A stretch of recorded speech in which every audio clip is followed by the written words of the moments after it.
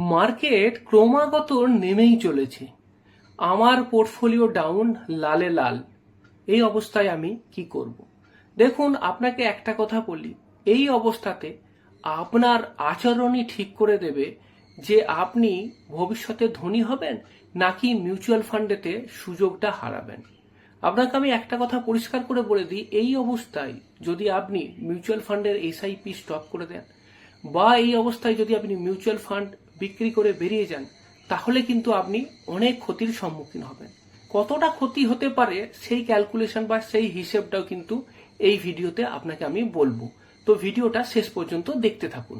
যারা stock market বা share মার্কেটে ইনভেস্ট করেন তারা এটা মনে করেন যে শেয়ার মার্কেটের সব থেকে বড় রিস্ক হচ্ছে মার্কেট ক্র্যাশ।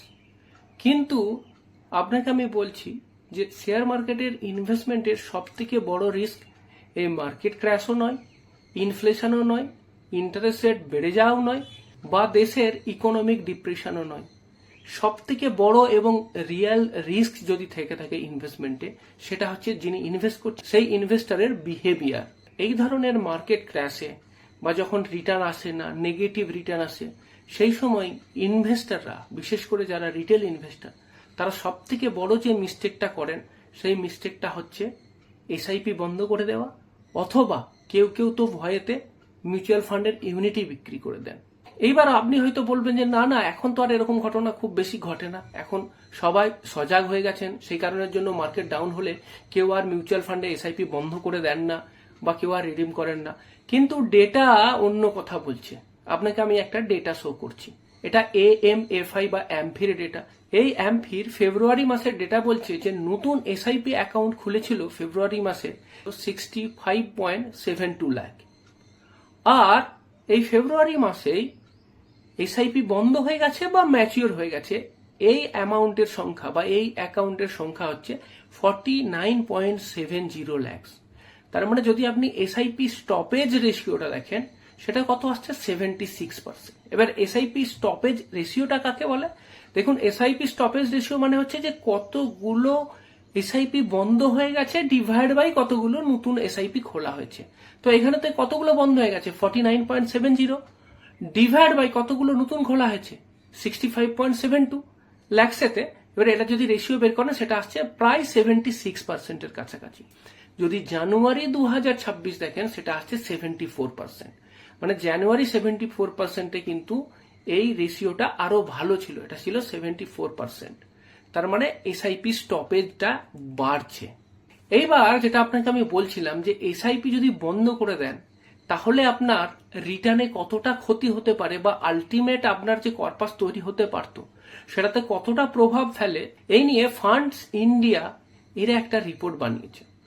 সেই রিপোর্টটা একটু হিস্টোরিক্যাল ডেটার উপরেই বেস করে। Funds India wealth conversion report বলছে, যদি আপনি 1999 থেকে 2026 সাল পর্যন্ত 10 লাখ টাকা নিফটি 50 TRI তে স্ট্যাগার্ড ওয়েতে ইনভেস্ট করতেন, তাহলে আপনার বর্তমান ইনভেস্টমেন্ট ভ্যালু হতো 3.05 crore। মানে বুঝতে পেরেছেন, 10 লাখ টাকা এসআইপির মতো করে ইনভেস্ট করলাম 1999 থেকে 2026 পর্যন্ত, তাহলে আমার ফান্ড ভ্যালু হতো 3.05 crore। এবার যদি আপনি অ্যানুয়ালাইজড রিটার্ন দেখেন, তাহলে সেটা কত আসছে? 13.7%। ঠিক আছে, হিস্টোরিক্যালি আমরা 14%-এর আশেপাশেই রিটার্ন পেয়েছি, নিফটি 50-তে এটা দেখেছি। এইবার সব থেকে মজার ব্যাপার যেটা, সেটা সব থেকে ইম্পর্টেন্ট, সেটা হচ্ছে কি, যদি আপনার ওই ইনভেস্টমেন্ট যেটা হচ্ছে সেটা যদি 5টা বেস্ট ডে মিস করে যেত, মানে সেই 5টা দিন যদি আপনার ইনভেস্টমেন্ট না হতো, তাহলে আপনার এই মিউচুয়াল ফান্ডের কার্পাস দাঁড়াতো 1.90 crore। মানে আপনি যেটা প্রতিদিন ইনভেস্ট করে যেটা পেতেন, ওই 5টা দিন মিস করে যাবার জন্য আপনার ইনভেস্টমেন্টের অ্যামাউন্টটা, মানে আপনার যে লামসাম কর্পাস ক্রিয়েট হলো, সেটা অনেকটাই কমে গেল। যেটা হওয়া উচিত ছিল তার থেকে 38% কম। যদি আপনি 10টা বেস্ট ইনভেস্টমেন্ট ডে মিস করে যেতেন, এবারে বেস্ট ইনভেস্টমেন্ট ডে মানে বুঝতে পারছেন তো, যেদিনে তো সব থেকে মার্কেটটা ডাউন হয়েছিল, কারণ সেগুলোই তো বেস্ট ইনভেস্টমেন্ট ডে, সেটা যদি মিস করে যেতেন, তাহলে আপনার কর্পাস হতো 1.37 crore।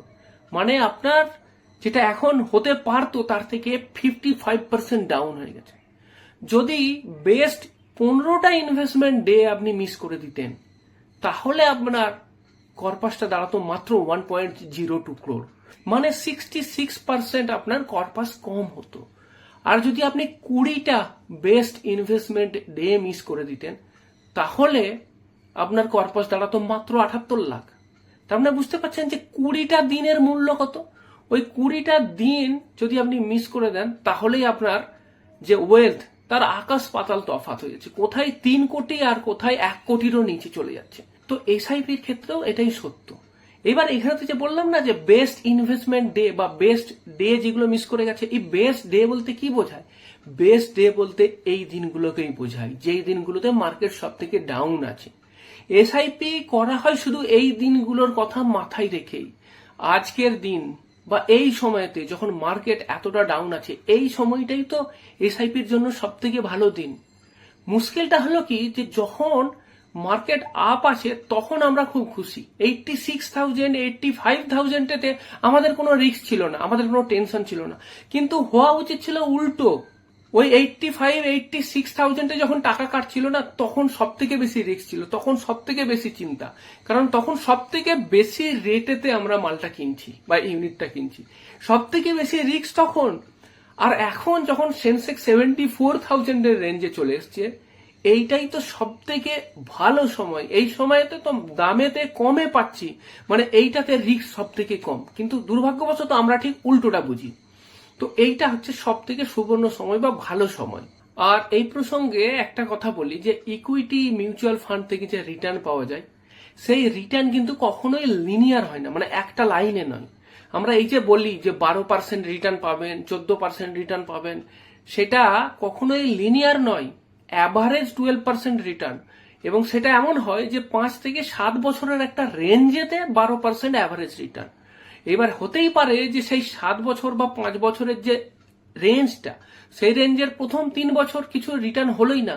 যেমন এখন এমন আসছে, এই সময় তো কিছু রিটার্নই হচ্ছে না, বা 85 বা 86 রেঞ্জে যারা ইনভেস্ট করে রেখেছেন তাদের জন্য তো এখন কোনো রিটার্ন নেই। হতে পারে আগামী 1-2 বছর যদি এইভাবেই চলে, তাহলে সেটা তো ভালো, কারণ এই সময়তে কি হচ্ছে, অ্যাকুমুলেশন হচ্ছে। এইবার এখান থেকে যখন মার্কেটটা আপ হবে, তখন কি হবে? তখন এই মার্কেটে আপ হওয়ার কারণে এই যে কম দামে যে ইউনিটগুলো অ্যাকুমুলেট হলো, এইগুলোই কিন্তু বড় রিটার্ন দেবে। তো সুতরাং এমন হতেই পারে যে প্রথম 3 বছর ভালো রিটার্ন এলোই না, বা প্রথম 4 বছর ভালো রিটার্ন এলো না, পঞ্চম বা ষষ্ঠ বছরে গিয়ে মার্কেট আপ হয়ে গেল এবং আপনাকে কিন্তু অ্যাভারেজ 12% ওটা মেকআপ করে দিল। তো এইরকমই হয়, এইভাবেই স্টক মার্কেটেতে রিটার্ন হয়। তো সেই কারণের জন্যই বলা যে এখন কিন্তু মার্কেটেতে এসআইপি কোনো মতেই বন্ধ করবেন না, একদম যেভাবে চলছে সেভাবে চলতে দিন।